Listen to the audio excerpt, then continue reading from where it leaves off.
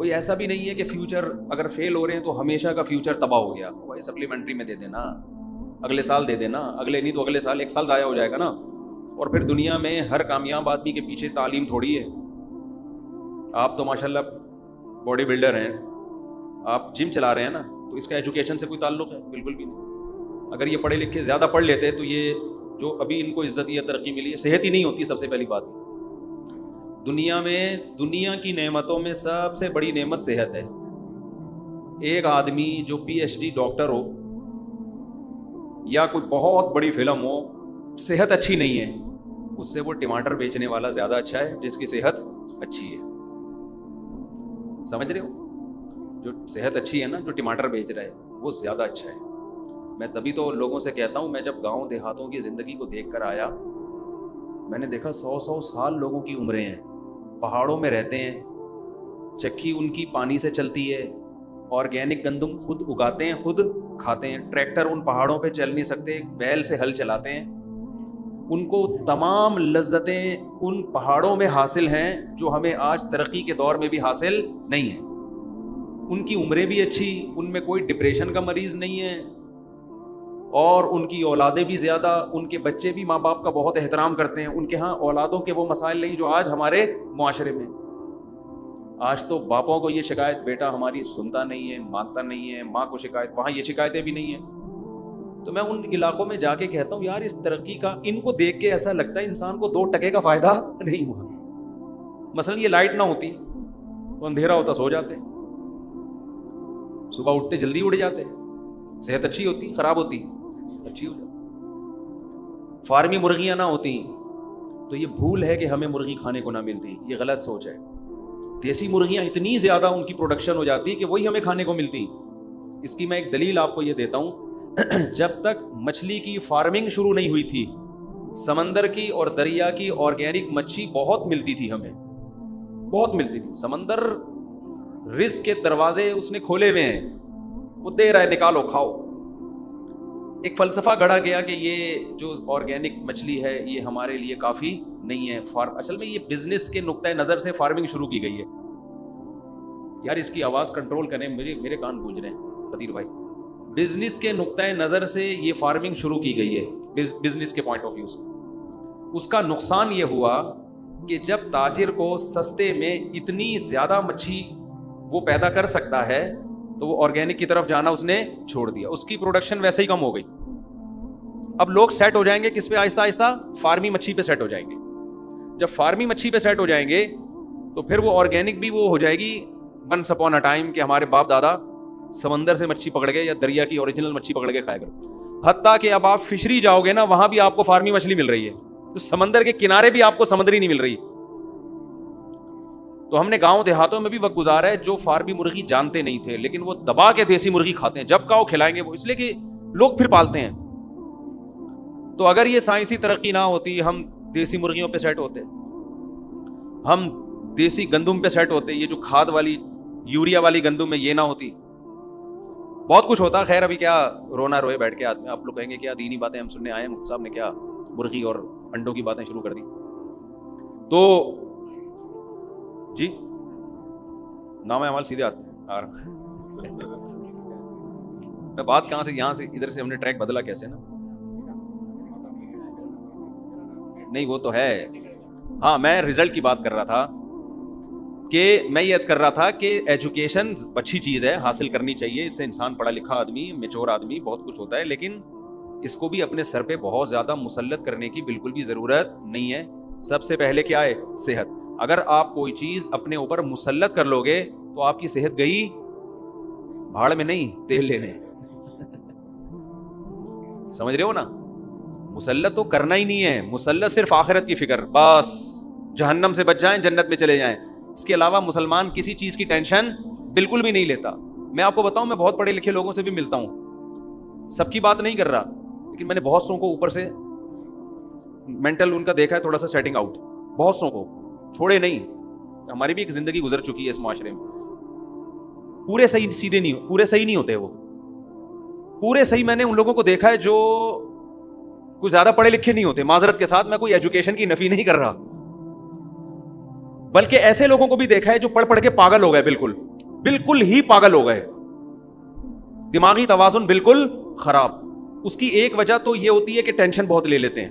امتحان کے دنوں میں کتنی ٹینشن ہوتی ہے پتہ ہے نا آپ, اتنی پاگل ہو رہا. ہمیں تو یاد ہے اپنا زمانہ, اتنی دماغ میں ٹینشن ہوتی تھی کہ اف, پیپر ہے, کل پیپر ہے, پرسوں پیپر ہے, کیا ہوگا کیا ہوگا. ایک عجیب, پہلے زمانے میں ہمارے علماء نے جو پڑھا ہے نا جن طریقوں سے, جو بڑے بڑے علامے پیدا ہوئے ہیں, ان میں ایگزام کا کانسیپٹ ہی نہیں تھا. آپ کو تاریخ میں جتنے بڑے بڑے علامے ملیں گے مسلمانوں میں, انگریزوں کا مجھے نہیں پتا, وہ ایگزام ہی نہیں دیتے تھے. وہ ہوتا یہ تھا, کسی کو ٹیچر بنایا, جو جس فن میں ماہر ہے اس کو اپنا ٹیچر بنا کے اس فن کو اس سے سیکھنا شروع کر دیا, بس. کوئی ایگزام نہیں ہے, آپ کی اپنی چاہت پر ہے کہ آپ سیکھنا چاہتے ہو تو سیکھو. امتحان ہم کیوں لیں بھائی آپ سے, امتحان کیوں لیں؟ آپ کا اپنا نقصان ہے اگر نہیں پڑھ رہے. امتحان لے کے ہم نے کیا کرنا ہے؟ سمجھ میں آ رہی ہے بات؟ تو طالب علم کو یہ احساس ہوتا تھا کہ بھائی میں اگر پڑھوں گا تو میرا فائدہ ہے, نہیں پڑھوں گا تو چھوڑو یار, رکشا چلاؤ, ٹماٹر بیچو, کچھ اور کام کرو.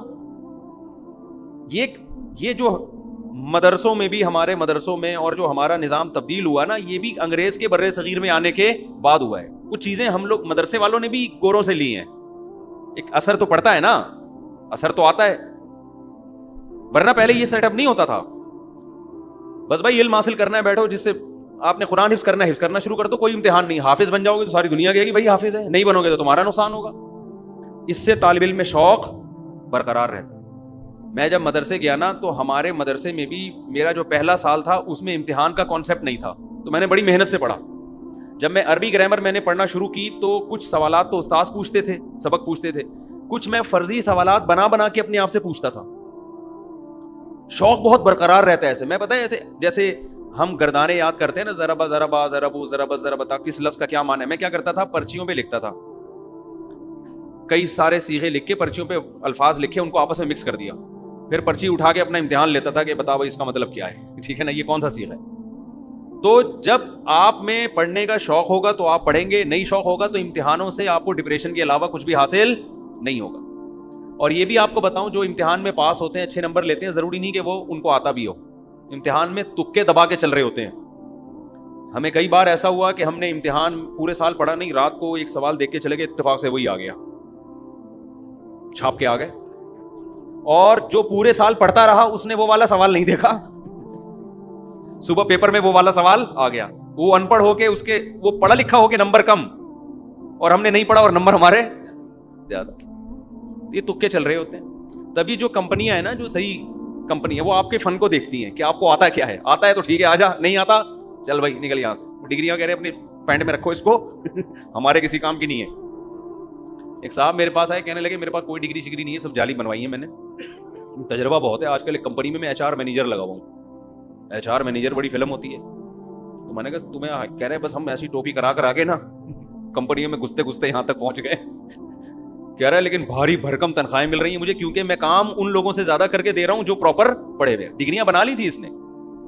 تو کہاں سے کہاں بات چلی گئی. جو اصل بات میں آپ سے عرض کر رہا تھا, یہ تو درمیان میں یہاں بات آ گئی نا. اصل بات میں عرض کر رہا تھا کہ موضوع میں تو ابھی آ رہا ہوں انشاءاللہ سورہ الحاقہ کی طرف, لیکن کچھ بیچ میں گریویاں بھی چلتی ہیں. تو بار بار آپ سے عرض کرتا ہوں, کیونکہ اتنے ڈپریشن کے مریض آ رہے ہیں ہمارے پاس, پورا ہفتہ tension depression stress, tension depression stress, یہی لفظ سن سن کے بیزار ہو گئے. تو کیوں لے رہے ہو ٹینشن یار؟ اپنی صحت پہ کبھی کمپرومائز نہ کرو, اور اللہ پہ اعتماد اور توکل کرو گے تو ٹینشن ختم ہوگی. اللہ پہ اعتماد نہیں ہے نا, اسباب پہ نظر ہیں, یہ کروں گا تو یہ ہو جائے گا, یہ نہیں کیا تو یہ نہیں ہوگا, گئے بس کام سے. جب ڈکشنری سے اللہ نکل جاتا ہے نا, پھر آدمی کہتا ہے اگر میں یہ کروں گا تو یہ ہوگا, یہ نہیں کروں گا تو یہ نہیں ہوگا, اور یہ کیا جا نہیں رہا ہے مجھ سے. یعنی وہ کہتا ہے اگر میں پڑھوں گا تو عزت ملے گی, پیسہ ملے گا, نہیں پڑھوں گا تو نہ عزت ملے گی نہ پیسہ ملے گا. تو چلو پڑھ لو. اب پڑھنے کے لیے بیٹھا ہی نہیں جا رہا اس سے. پڑھائی کے لیے بیٹھا ہے تو کتاب نہیں پڑھی جا رہی, پڑھ رہے تو سمجھ میں نہیں آ رہی, کسی ٹیچر کو رکھوایا وہ بھی نہیں سمجھا پا رہا, 6 دفعہ سمجھا رہا ہے تو بھی سمجھ میں نہیں. ہر آدمی کا مینٹل لیول ایک جیسا تھوڑی ہوتا ہے. پھر آدمی کہتا ہے کیا عذاب میں پھنس گیا یار میں, پھر الٹے الٹے خیالات. ابے میرا وہ فلاں دوست تو پڑھ لیا تو امریکہ چلا گیا, تو بیٹا گٹر کے ڈھکن صاف کرے گا بیٹھ کے, اپنا فیوچر تو دیکھ لے. میں نے اپنی زندگی میں اس طرح لوگوں کو اپنے سامنے پاگل ہوتے ہوئے دیکھا ہے. ہمارے محلے میں ایک نوجوان تھا, پڑھ نہیں سکا, وہ ڈپریشن سے پاگل ہو گیا, اتنا پاگل ہو گیا کہ جو بالکل پاگل نہیں ہوتے, بال کھول کے گھوم رہے ہوتے ہیں, یہ والا پاگل, کبھی ٹریفک پولیس والا بنا ہوتا تھا, وہ حقیقت ہے, جیسے پاگل والی حرکتیں ہوتی ہیں. ایک دن کیا ہوا, مین روڈ بلاک کر دیا اینٹوں سے, اور ٹریفک پولیس والا بنا ہوا ہے, گاڑیوں کو یوں کر کے روک رہا ہے, ایسے ایسے کر رہا ہے, چلو عجیب عجیب, یعنی بالکل ہی قابل ترس ہو گیا. وہ ہوا کیا, پڑھنے کی اس کی چاہت تھی لیکن پڑھ نہیں سکتا. تو یہ بہت سے لوگوں میں کوئی ترقی کرنا چاہتے ہیں, ہو ہی نہیں پاتی ترقی. تو آپ کا کام کیا ہے, سب سے پہلے اپنی کھوپڑی کو ٹینشن سے آزاد. اس کے دو موٹے موٹے اصول ہیں, ویسے تو اس پر میرے مستقل آپ کو بیانات ملیں گے, آڈیو بیان ہے, یوٹیوب پہ آپ سرچ کریں, ڈپریشن کا علاج, ٹینشن کا علاج, یہ سرچ کریں. لیکن اس کے علاوہ دو چیزیں ہلکی پھلکی. ایک تو یہ سمجھ لو دنیا مسافر خانہ ہے. مسافر خانے کا مطلب یہاں ٹینشن ختم کرنے کی کوشش ہی نہیں کرنی ہے. اس کی کوشش کرو گے نا بہت زیادہ تو یہ بڑھے گی, کم نہیں ہوگی. جیسے وسوسہ ایسی چیز ہے, جتنا دماغ سے نکالو گے اتنا ہی دماغ میں گھسے گا. اگر آپ واش روم میں بیٹھ گئے, پیشاب کرنے کے بعد آپ نے کہا قطرہ آنا جب بند ہوگا تو میں اٹھوں گا, قیامت آ جائے گی, آپ کا قطرہ آنا بند نہیں ہوگا. سمجھ رہے ہو نا؟ جو وہمی ہوتے ہیں نا ان کے ساتھ ایسا ہی ہوتا ہے, وہ بیٹھے رہتے ہیں بیٹھے رہتے ہیں بیٹھے رہتے ہیں, چکر آنا شروع ہو جاتے ہیں, قطرہ بند نہیں ہوگا. کیوں؟ آپ کے پیشاب کا آپ کے مائنڈ سے, دماغ سے تعلق ہے, کیونکہ آپ کی توجہ وہاں ہے. جب وہاں توجہ, یہ جو ہمارا قضائے حاجت کا جو سسٹم ہے نا, پیشاب اور قضاء, اس کا ہمارے دماغ سے بہت گہرا تعلق ہے. تبھی تو ایک دم جیسی خوف ہوتا ہے فوراً قبض کھل جاتا ہے آدمی کا. کسی کو بہت زبردست قبض ہو نا, ٹوٹ نہ رہا ہو, رات کے اندھیرے میں چڑیل بن کے ڈرائیں اس کو, فوراً واش روم بھاگے گا وہ. پرانے سے پرانے قبض کا بہترین علاج ہے یہ, حقیقت. تو جب آپ واش روم میں بیٹھے ہوئے اور توجہ ساری آپ کی پیشاب کی طرف ہے, سوال ہی پیدا نہیں ہوتا کہ وہ رک جائے. بیٹھے رہو بیٹھے رہو بیٹھے. اس کا علاج ہے کہ تھوڑی دیر بیٹھو, جب خیال ہونے لگے کہ یار اب بند ہو گیا ہوگا, استنجا کرو, پتلی گلی سے نکل لو, ٹھیک ہے نا. تو کدھر سے کدھر کھچڑی پک رہی ہے, آج بیان میں شروع سے ہی کھچڑی پکنا شروع ہو گئی ہے. تو میں اصل بات یہ کہہ رہا تھا کہ ٹینشن سے بچنا ہے نا, کیونکہ بہت زیادہ لوگ ہیں پریشانی میں.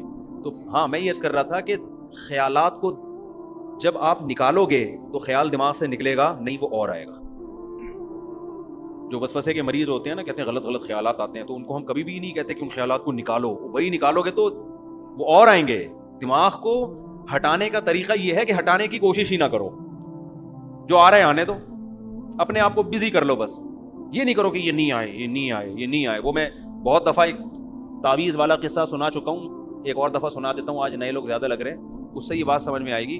ایک پیر صاحب نے کسی کو تعویذ دیا, لاکھوں روپے لے لیے, اور کہا کہ یہ تمہارا تعویذ اس وقت کام آئے گا جب تم یہ تعویذ کو لے کے جب گھر میں داخل ہو تو تمہارے دماغ میں کالے کتے کا تصور نہیں ہونا چاہیے.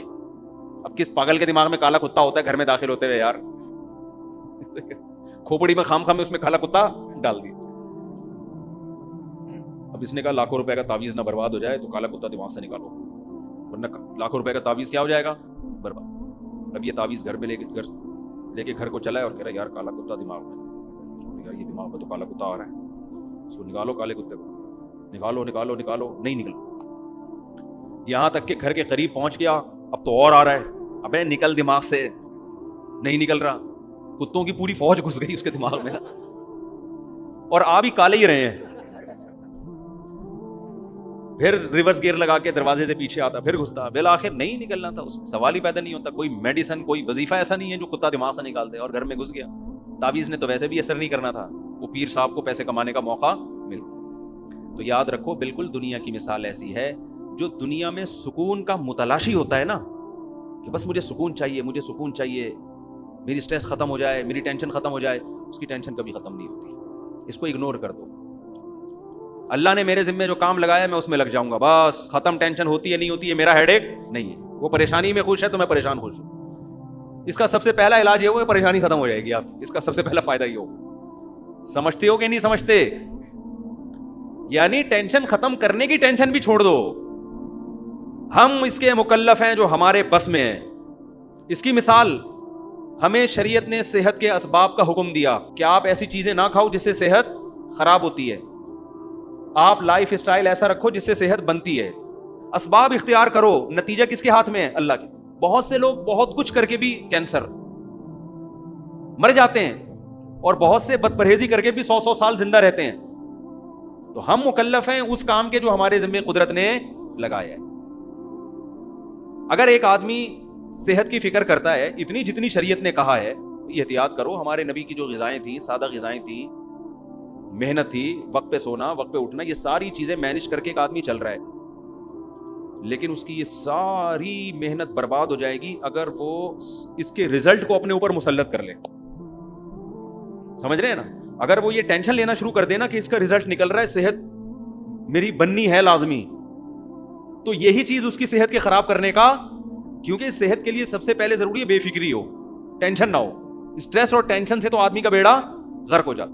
میں نے دیکھا ہے کچھ لوگ صحت کو مسلط کر لیتے ہیں, ہائے یہ نہ ہو جائے, ہائی یوں نہ ہو جائے, ہائی یوں نہ ہو جائے, بھائی یہ بھی نہ, چھوئی موئی بن گئے. یہی چیز ان کو ڈپریشن میں لے گئی. تو آپ نے اسباب اختیار کرنے ہیں, بن گئی ٹھیک ہے, نہیں بنی تو کون سا یار, ہم نے قیامت کا اعلان کر کے تھوڑی جانا ہے, وہیں جانا ہے جہاں بیمار لوگ گئے ہیں.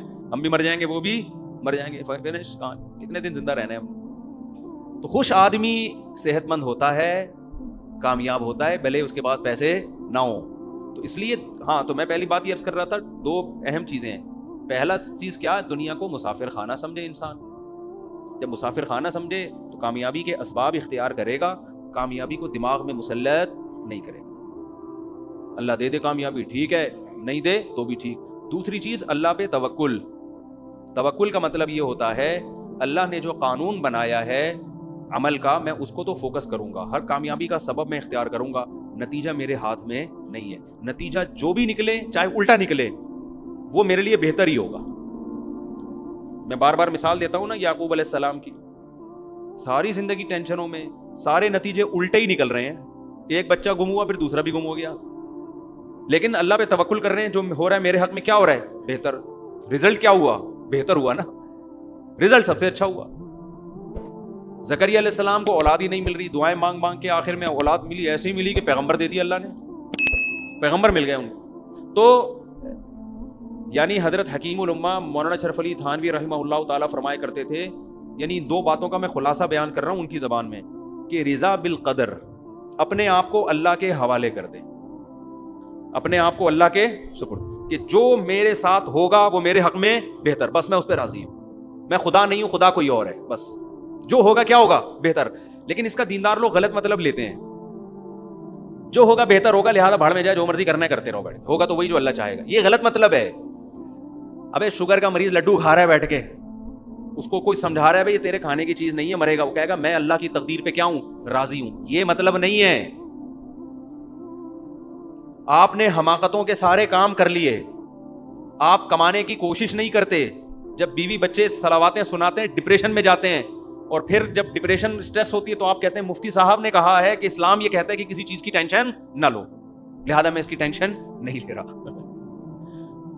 یہ مطلب ہرگز نہیں ہے. اپنی طرف سے آپ نے کامیابی کے تمام اسباب اختیار کرنے ہیں, پھر نتیجے کی ٹینشن نہیں لینی, پھر اللہ کی مدد ہوگی. اگر اپنی حماقتوں کی وجہ سے آپ پر آزمائشیں آئی ہیں, اس میں اللہ آپ کے دل کو صبر کے لیے نہیں تھامتا. علماء کہتے ہیں آپ کی حماقت سے جو پریشانی آئے گی اس میں آپ کو صبر کی توفیق نہیں ملتی.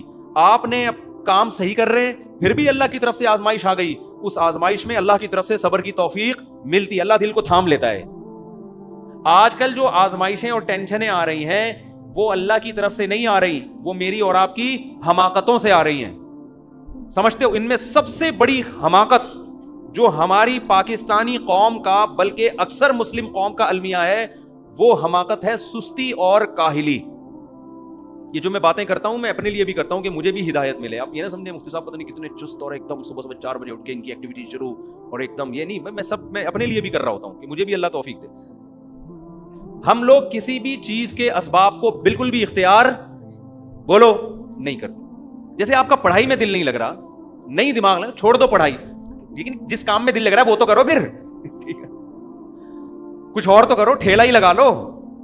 یہ جو سارا دن پڑے ہوئے ہیں نا پوستیوں کی طرح, یعنی دیکھو ایک ہوتا ہے آرام.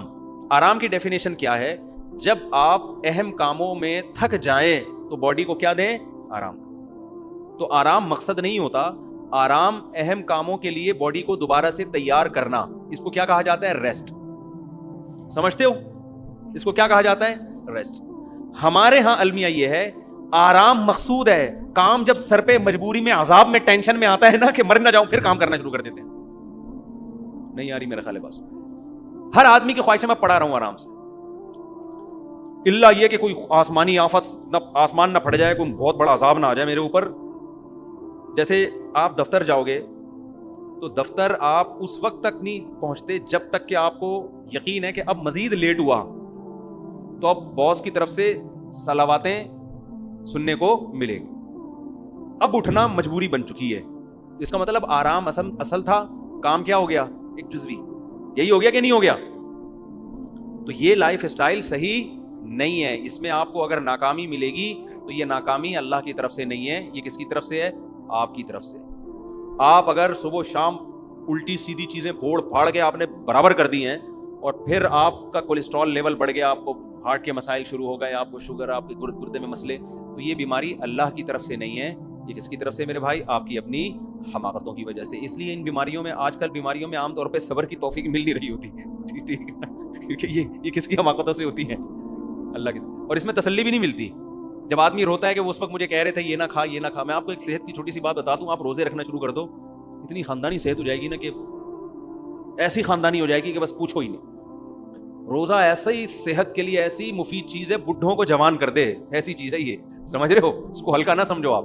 اس پہ اب آج کل بڑی جدید ریسرچ, تجربے سے پڑھ کر کوئی دلیل ہوتی ہے؟ آپ چند دن روزے رکھو, آپ کی آنکھیں روشن ہونا شروع ہو جائیں گی, ایسے ہلکے پھلکے, اور پھر کم کھانے کی عادت پڑ جائے گی آپ کو. میں اپنی تعریفیں کبھی بھی نہیں یہاں بیٹھ کے کرتا, صرف مثال دینے کے لیے. میں نے صبح سے لے کے اب تک بمشکل ایک روٹی کھائی ہوگی. صبح پراٹھا کھایا تھا, وہ بھی آدھا, اتنا سا تھا ایک تو پراٹھا, بڑے پراٹھے کا آدھا ہی ہو گیا وہ. اور میرا خیال ہے میں نے دوپہر بھی آدھی روٹی کھائی ہوگی. میں بالکل فٹ فاٹ, مجھے کوئی ویکنس, کوئی کمزوری, الحمدللہ. یہ جو ہم کہہ رہے ہیں نا پھوڑتے جاؤ, یہ دماغ خراب ہوا ہے, یہ کسی نے غلط پٹیاں پڑھائی ہوئی ہیں. دوپہر میں جب روٹی کھانے کے لیے بیٹھا نا تو میرے پاس آج قیلولے کا ٹائم نہیں تھا, کھانے کے بعد آرام کا ٹائم نہیں تھا. مجھے پتا تھا زیادہ کھاؤں گا نیند آئے گی, سارا دن کا بیڑا غرق ہو جائے گا میرا. تو مجھے چند لقمے کھانے کے بعد اندازہ ہو گیا کہ مجھے کمر سیدھی کرنے کے لیے, چلنے پھرنے کے لیے جتنا کھانا تھا نا, جو ویکنس ہو رہی تھی صبح سے تھوڑا سا پراٹھا کھایا ہوا تھا, تو ویکنس ہوتی ہے, آدمی کو کمزوری محسوس ہونا شروع ہو جاتی ہے. تو مجھے اندازہ ہو گیا کہ اتنے نوالے میں نے پیٹ میں ڈال دیے کہ اب میری کمر سیدھی ہو گئی, وہ جو ویکنس ہو رہی تھی وہ ختم. تو میں نے ہاتھ روک لیا اپنا, کیونکہ اب میں مزید کھاتا تو لمبا ہونا پڑتا مجھے. مزید کھاؤ گے آپ کیا ہوگا پھر؟ ٹون بیٹھا ہوا ہے, یہاں بیٹھا ہوا ہے, تو پھر دیکھو نا لوگ کوئی بیٹھے ہوتے کوئی ٹیڑھا بیٹھا ہوتا ہے. پاکستانی کو کبھی آپ سیدھا نہیں دیکھو, کھڑا ہوا ہوگا تو ٹیڑھا کھڑا ہوگا, بیٹھے گا تو ٹیڑھا. وجہ کیا ہے؟ اتنا پیٹ بھرا ہوا ہے کہ سیدھا ہوا ہی نہیں جا رہا اس سے. آپ زیادہ کھاؤ گے آپ کو غنودگی آئے گی. پھر اس میں بعد بھی میں نے تھوڑا سا قیلولہ کیا ہے, کہ تھوڑی سی بھی روٹی کھاؤ تو ہلکی پھلکی نیند آتی ہے. وہ قیلولہ کیا ہے؟ عصر کی اذان 5:15 پہ اور نماز 5:30 پہ. تو میں 5:15 پہ لیٹا ہوں, 5:30 کا الارم لگا کے, سمجھتے ہو؟ اتنی دیر میں جو آنکھ لگی ہے, پھر بھاگتا ہوا آ کے وضو کر کے جماعت میں شامل ہو گیا, تو فریش ہو گیا. اتنی نیند کافی ہوتی ہے اگر آپ کھانا کھا لو. تو یہ جو پھوڑنا پھاڑنا, ادھر سے یہ کھا لیا, ادھر سے متصل لہلا لیا, سب کچھ کھا لیا, ادھر سے یہ کھا لیا, ادھر سے یہ کھا لیا, یا تو بہت آپ نے ایکسرسائز کی ہو کہ بڑے بڑے ویٹ اٹھائے ہوں آپ نے, اور پھر آپ کی باڈی مانگ رہی ہو کہ کھا جا اس کو, اگر ابھی کھانا نہیں ملا تو یہ انسانوں کو کھا جائے گا, اتنی بھوک لگ رہی ہے. پھوڑتے ہوئے مزہ بھی آتا ہے یار. صبح سے ہم نے کون سا کوئی ویٹ لفٹنگ کی ہے. تو یہ رمضان کے حوالے سے بھی بات ہو گئی نا کہ روزہ جو ہے نا, روزہ ایسی خاندانی چیز ہے, صحت کے لیے بہت ہی مزے کی چیز ہے یہ. لیکن روزے میں 2 چیزوں کا خیال کر لیں, بس میں یہ کر کے پھر اصل ٹاپک کی طرف آتا ہوں. روزے میں 2 چیزوں کا خیال کر لینا چاہیے کہ جن کی عمر 40 سال سے اوپر ہے نا, وہ روزے میں روٹی چاول چھوڑنے کا ان کے پاس بہترین موقع ہے. کم کر دیں, یہ باقی چیزیں پھوڑیں آپ, ٹھیک ہے نا, گوشت پھوڑیں, کھجوریں پھوڑیں, دودھ پھوڑیں. یہ صرف تجربہ کر لیں کہ رمضان میں آپ نے روٹی اور چاول کیا کر دینا ہے, چاٹ بھی کھائیں آپ. میرا تجربہ ہے, ہو سکتا ہے یہ ان کی رائے کچھ اور ہو, میں تو اپنا تجربہ شیئر کر رہا ہوں. پروفیشنل آدمی تو یہ ہیں, یہ آپ کو بتائیں گے کیا کرنا, کیا کھانا, کیا نہیں کھانا. لیکن میں اپنا تجربہ شیئر کر رہا ہوں کہ آپ جب افطاری کے لیے بیٹھتے ہیں نا, نفلی روزہ بھی رکھیں کبھی, افطاری کے لیے بیٹھتے ہیں آپ, کالے چنے کی چاٹ کھا لیں, آپ سفید چنے کی چاٹ کھا لیں, ہر وہ چیز جس میں کاربوہائیڈریٹ کارب کم ہو. گندم جو ہے نا, یہ جو روٹی آج کل ہم کھا رہے ہیں نا, یہ ویسے چینی سے بچ رہے ہیں لوگ. روٹی کھا لی تو بس گڑ کھا لیا آپ نے, ٹھیک ہے نا. روٹی میں بہت زیادہ, تبھی تو روٹی کھا کے ٹون ہوتا ہے آدمی. افطاری میں بہت سے لوگ کہتے ہیں ہم افطاری کھا کے نڈھال ہو جاتے ہیں, اٹھا ہی نہیں جاتا. آپ افطاری میں لیمن کا شربت پئیں اور یہ چاٹ ماٹ کھا لیں, روٹی نہ کھائیں, تو آپ نہیں نڈھال ہوں گے اور فریش ہو جائیں گے. آپ سمجھتے ہو کہ نہیں سمجھتے؟ تو افطاری میں یہ رمضان جو ہے صحت بنانے کا ایسا بہترین, اور اس سے پھر آپ کو پورے مہینے جب آپ کنٹینیو یہ روٹین رکھیں گے آپ کو عادت پڑ جائے گی. میں نے اکثر دیکھا ہے رمضان گزرنے کے بعد عید میں زیادہ بھوک لگتی نہیں ہے, پھر بلکہ پیٹ خراب ہو جاتا ہے زیادہ کھا لو گے آپ. تو قدرت نے آپ کو ایک بہت اچھی سہولت دے دی کہ اب آپ عید کے دن تھوڑا کنٹرول کر لیں. آپ کو کنٹرول کرنے کی عادت پڑ گئی ہے, لیکن ہم پیٹ خراب کر کر کے نا اس عادت کو کیا کرتے ہیں, عید کے دن تھوڑا سا کھائیں گے پیٹ بھر جاتا ہے. لیکن ہم کہتے ہیں یار میں نے رمضان سے پہلے تو یہ پوری پلیٹ بھر کے کھائی تھی, تو میرا آدھی میں کیوں بھر گیا پیٹ. اب پیٹ کہہ رہا ہوتا ہے نہیں ضرورت, آپ نے کہا نہیں میں تو ٹھوسوں گا, میں تو ٹھوسوں گا, وہ ٹھوس ٹھوس کے پھر وہی ہو جاتا ہے, تھوڑے دن مر جائیں گے اور دھماکے پھٹ پھٹا جائیں گے. اور کیا ہو, مرنا بھی اتنا مسئلہ نہیں ہے بھائی. جتنے دن جیو صحت کے ساتھ جیو, خوشی کے ساتھ جیو, دماغ فریش ہو, آنکھوں کی روشنی صحیح ہو, تو یہ کھانے سے اس کا بڑا گہرا تعلق ہے. بھوک سے مرنے والے دنیا میں انگلی پہ گنے ہوئے لوگ ہوں گے. کھا کے مرنے والے جتنے اس وقت لوگ مر رہے ہیں 99% وہ ہیں جو کھا کے مرے ہیں. قبرستان میں جاؤ, اگر قبروں پہ موت کی وجہ لکھی ہوئی ہو نا, ایک بھی ایسا نہیں ہے جس میں لکھا ہوگا ان کو کھانے کو نہیں ملا تھا اس لیے مر گئے. ایک بھی ایسا نہیں. جتنے مردے پڑے ہوئے ہیں نا, حضرت کو ہارٹ اٹیک ہوا تھا, کیوں ہوا تھا؟ کولیسٹرول لیول بڑھ گیا تھا.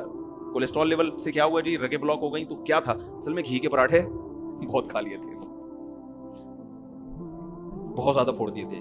اس دن رات کو جب یہ آئے, اتنا کھایا انہوں نے, اتنا کھایا کہ صبح پولیس بھی ان کو نہیں اٹھا سکتی. ٹھیک ہے, ایسا مرے ہیں یہ. جتنے آپ کو ملیں گے ایسے ہی ملیں گے. تو یہ ہمارے مذہب کی بھی تعلیمات ہیں.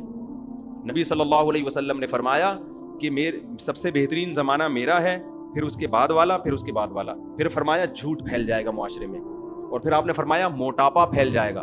تو موٹاپے کا کیا مطلب؟ پھوڑنے پھاڑنے والے لوگ آئیں گے. تو یہ ہمارے مذہب کی بھی تعلیمات ہیں کہ انسان کھانے پینے میں کیا کرے. تو روزہ اسی وجہ سے تو رکھوایا جاتا ہے کہ پھوڑنے پھاڑنے کی عادت کو ختم کرو. سمجھتے ہو کہ نہیں؟